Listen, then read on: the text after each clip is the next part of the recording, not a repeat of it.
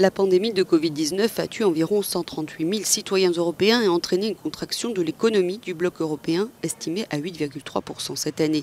Il est donc urgent de parvenir à un accord et de faire en sorte que ce sommet ne soit pas un échec, ce que redoute Charles Michel, le président du Conseil européen.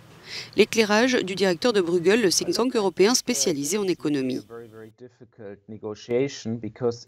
Je pense que c'est vraiment une négociation très difficile parce qu'il ne s'agit pas seulement d'argent, mais il y a un changement des contours de l'Union monétaire européenne, parce que c'est vraiment la première fois que l'UE emprunte de l'argent pour le donner sous forme de subventions au pays.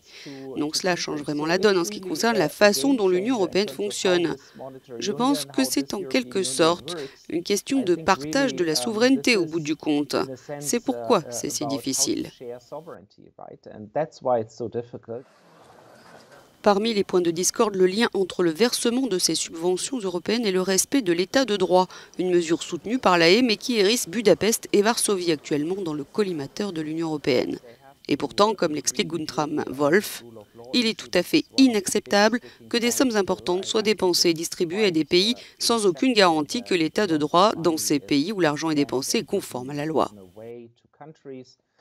Without any sort of guarantees that the rule of law in the countries and the money is spent actually according to the law. So I think that's Le Premier ministre hongrois Viktor Orban s'est vivement opposé dimanche à ce conditionnement de l'octroi des aides, accusant même son homologue néerlandais de vouloir le punir financièrement et de le détester, lui et la Hongrie.